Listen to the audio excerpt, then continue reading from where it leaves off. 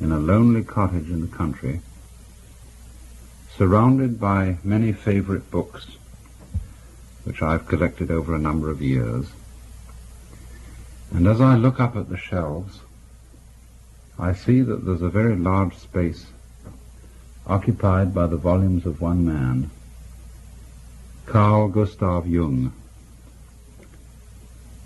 who left this world not more than a few weeks ago. And I'd like to talk tonight about some of the great things that I feel that Jung has done for me, and also the things which I feel to be his enduring contributions toward the science of psychology, of which he was such a great master.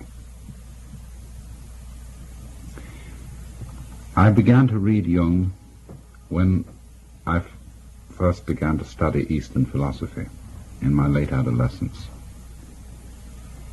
And I'm eternally grateful to him for what I would call a sort of balancing influence on the development of my thought. As an adolescent, in rebellion against the sterile Christianity in which I was brought up, I was liable to go absolutely overboard for exotic and foreign ideas, until I read the extraordinarily wise commentary that he wrote to Richard Wilhelm's translation of a Chinese Taoist text called The Secret of the Golden Flower. And it was Jung who helped me to remind myself that I was, by upbringing and by tradition, always a Westerner, that I couldn't escape from my own cultural conditioning, and that this inability to escape was not a kind of prison, but was the endowment of one's being with certain capacities, like one's arms and legs and mouth and teeth and brain, which could always be used constructively. And I feel it's for this reason that I have always remained for myself in the position of the comparative philosopher, wanting to balance East and West rather than to go overboard with enthusiasm for exotic imports. But there are aspects of Jung's work far beyond this that I want to discuss.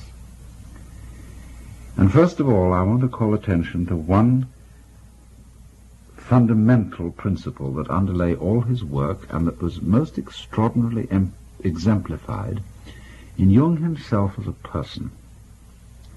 And this is what I would call his recognition of the polarity of life. That is to say, his resistance to what is, to my mind, the disastrous and absurd hypothesis that there is in this universe a radical and absolute conflict between good and evil, light and darkness, that can never, never, never be harmonized. This conflict has come up to us in a very vivid way in recent days with the trial of Adolf Eichmann. And with Arthur Koestler's passionate denunciation of any sort of philosophy of life, and he's thinking in mind, he has in mind particularly Eastern philosophies like Buddhism and Hinduism, which so slur the absolute differences between good and evil that in their name one could justify the sort of crimes which were committed in the concentration camps of Germany. And it's interesting, too, that certain people accused Jung also of Nazi sympathies because he, too, would not subscribe to the absolute state of a war between good and evil, going down to the very roots of the universe. Obviously, when certain crimes and catastrophes occur, human emotions are deeply and rightly aroused. And I would for myself say that were I in any situation where an Eichmann was operating, I would be roused to a degree of fury that I can hardly imagine in my present existence, but I know it would come out from me. I would oppose those sorts of villainies with all the energy that I have, and if I was trapped in such a situation, I would fight it to the end. But at the same time, I would recognize the relativity of my own emotional involvement. I would know that I was fighting a man like Eichmann in the same way, shall we say, as a spider and a wasp, insects which naturally prey upon one another and fight one another, do so. But as a human being, I would not be able to regard my adversary as a metaphysical devil. That is to say, as one who represented the principle of absolute and unresolvable evil. And I think this is the most important thing in Jung, that he was able to point out that to the degree that you condemn others and find evil in others, you are to that degree unconscious of the same thing in yourself, or at least of the potentiality of it. There can be Eichmanns and Hitlers and Himmlers just because there are people who are unconscious of their own dark sides, and they project that darkness outward into, say, Jews or communists or whatever the enemy may be, and say, there is the darkness, it is not in me, and therefore because the darkness is not in me, I am justified in annihilating this enemy, whether it be with atom bombs or gas chambers or whatnot. But to the degree that a person becomes conscious that the evil is as much in himself as in the other, to this same degree he is not likely to project it onto some scapegoat and commit the most criminal acts of violence upon other people. Now this is to me the primary thing that Jung saw, that in order to admit and really accept and understand the evil in oneself, one had to be able to do it without being an enemy to it. As he put it, you had to accept your own dark side. And he had this preeminently in his own character. I had a long talk with him back in 1958, and I was enormously impressed with a man who was obviously very great, but at the same time with whom everyone could be completely at ease. There are so many great people, great in knowledge or great in what is called holiness, with whom the ordinary individual feels rather embarrassed. He feels inclined to sit on the edge of his chair and to feel immediately judged by this person's wisdom or sanctity. Jung managed to have wisdom, and I think also sanctity, in such a way that when other people came into its presence, they didn't feel judged. They felt enhanced, encouraged, and invited to share in a common life. And there was a sort of twinkle in Jung's eye that gave me the impression that he knew himself to be just as much a villain as everybody else. There's a nice German word, Hintergedanke, which means a thought in the very far, far back of your mind. Jung had a Hintergedanke in the back of his mind, which showed in the twinkle in his eye. it showed that he knew and recognized what I've sometimes called the element of irreducible rascality in himself. And he knew it so strongly and so clearly, and in a way so lovingly, that he would not condemn the same thing in others, and therefore would not be led into those thoughts, feelings, and acts of violence towards others, which are always characteristic of the people who project the devil in themselves upon the outside, upon somebody else, upon the scapegoat. Now this made Jung a very integrated character. In other words, here I have to present a little bit of a complex idea. He was a man who was thoroughly with himself, having seen and accepted his own nature profoundly. He had a kind of unity and absence of conflict in his own nature, which had to it this additional complication that I find so fascinating. He was the sort of man who could feel anxious and afraid and guilty without being ashamed of feeling this way.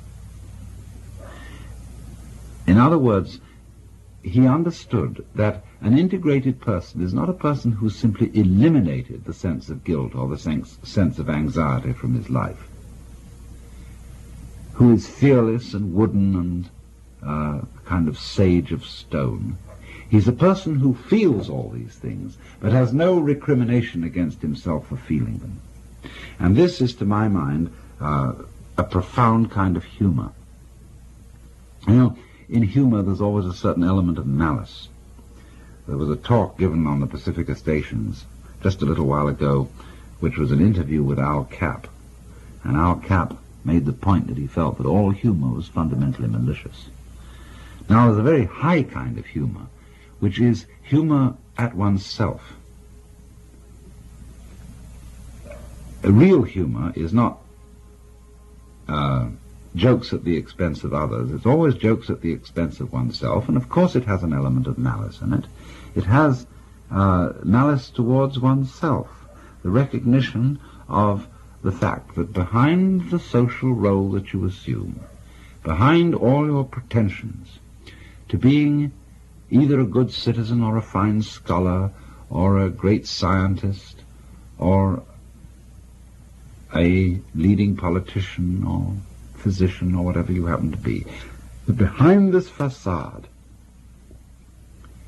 there is a certain element of the unreconstructed bum, not as something to be condemned and wailed over, but as something to be recognized as contributive to one's greatness and to one's positive aspects, in the same way that manure is contributive to the perfume of the rose. Jung saw this, and Jung accepted this. And I want to read a passage from one of his lectures, which I think is one of the greatest things he ever wrote, and which has been a very marvelous thing for me. It was in a lecture delivered to a group of clergy in Switzerland a considerable number of years ago, and he writes as follows: "People forget that even doctors have moral scruples, and that certain patients' confessions are hard even for a doctor to swallow. Yet the patient does not feel himself accepted, unless the very worst in him is accepted too. No one can bring this about by mere words. It comes only through reflection, and through the doctor's attitude towards himself and his own dark side. If the doctor wants to guide another, or even accompany him a step of the way, he must feel with that person's psyche. He never feels it when he passes judgment. Whether he puts his judgments into words or keeps them to himself makes not the slightest difference. To take the opposite position and to agree with the patient offhand is also of no use, but estranges him as much as condemnation. Feeling comes only through unprejudiced objectivity.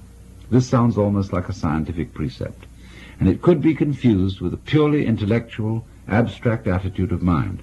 But what I mean is something quite different.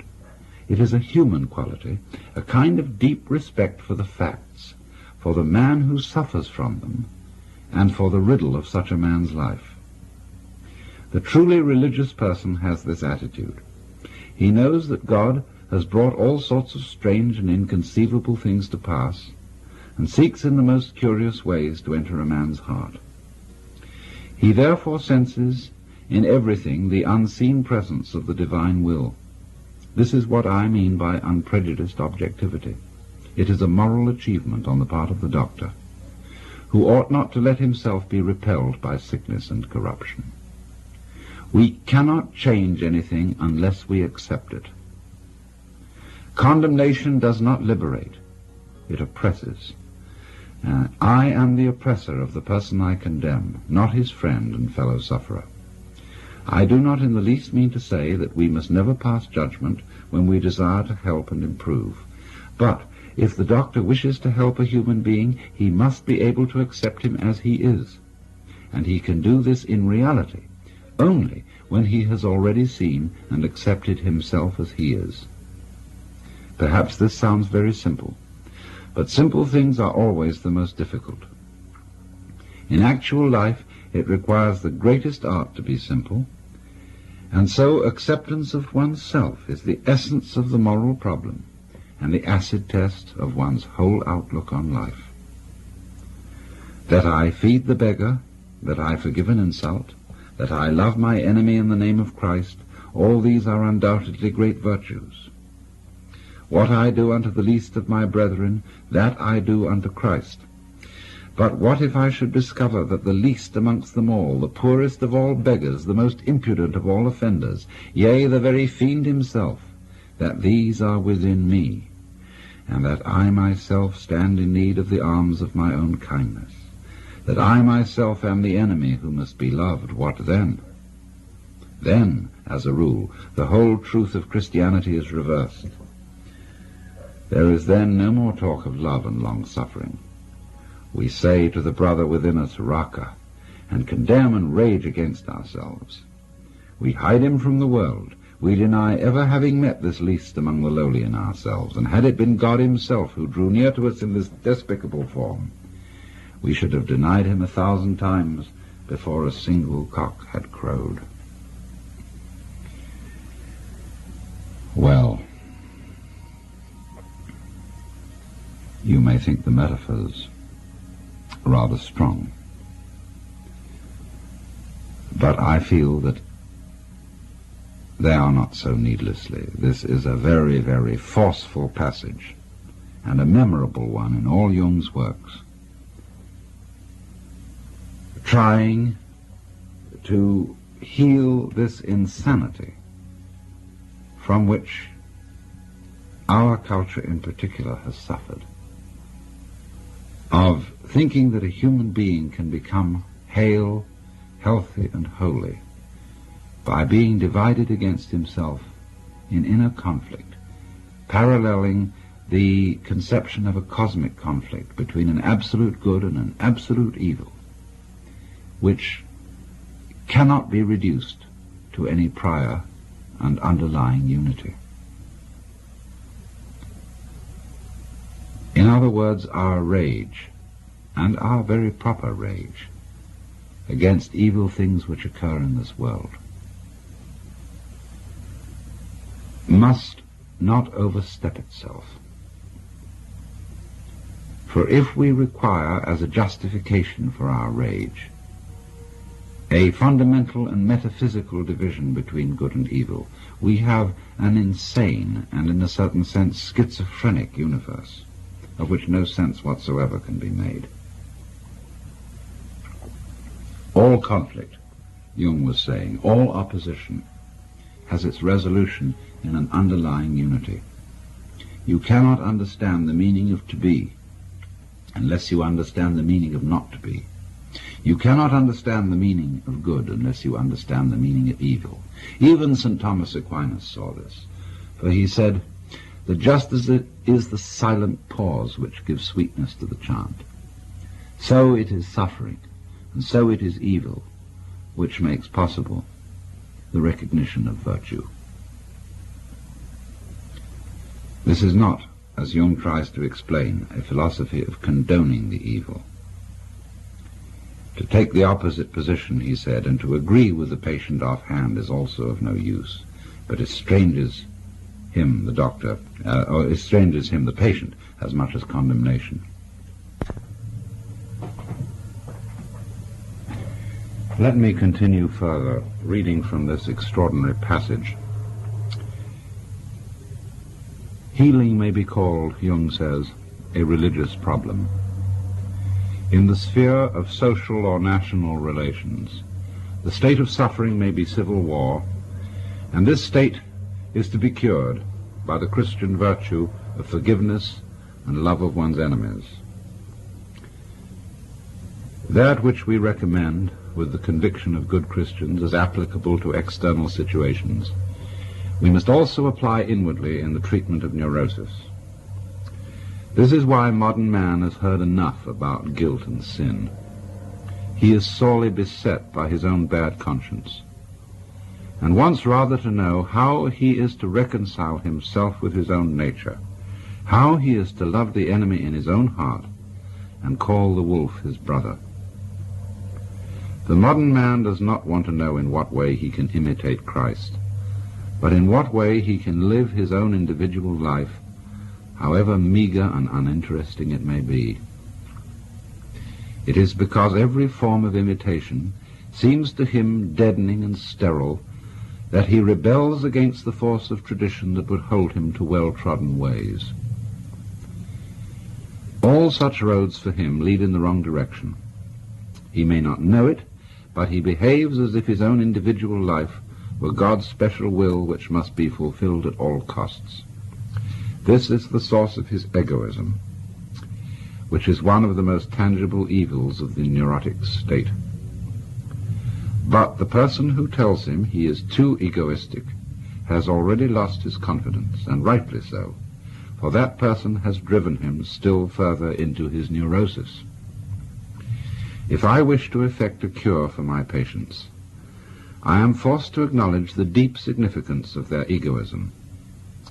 I should be blind indeed if I did not recognize it as a true will of God. I must even help the patient to prevail in his egoism. If he succeeds in this, he estranges himself from other people. He drives them away, and they come to themselves as they should, for they were seeking to rob him of his sacred egoism.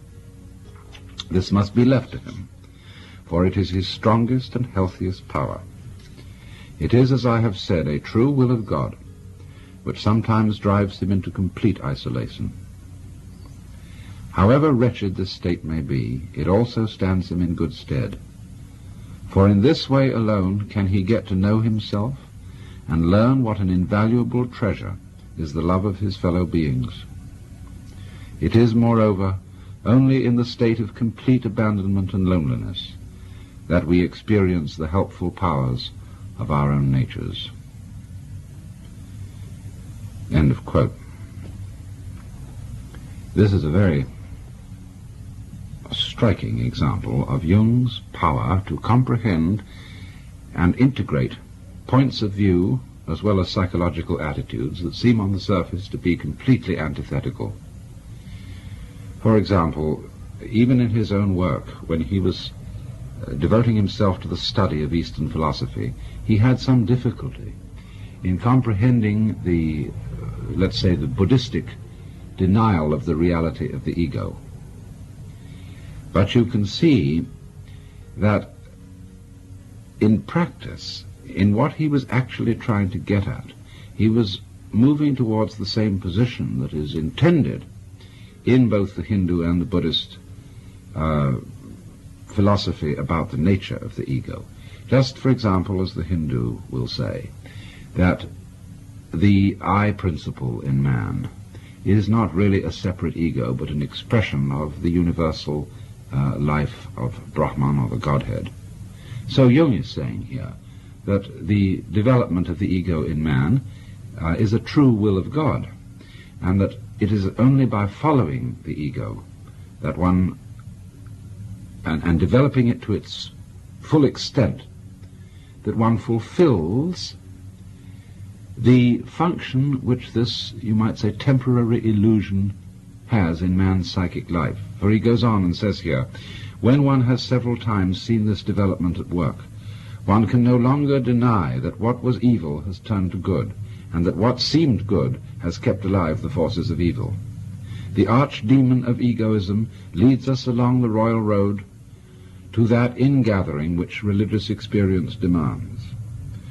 What we observe here is a fundamental law of life, enantiodromia, or conversion into the opposite.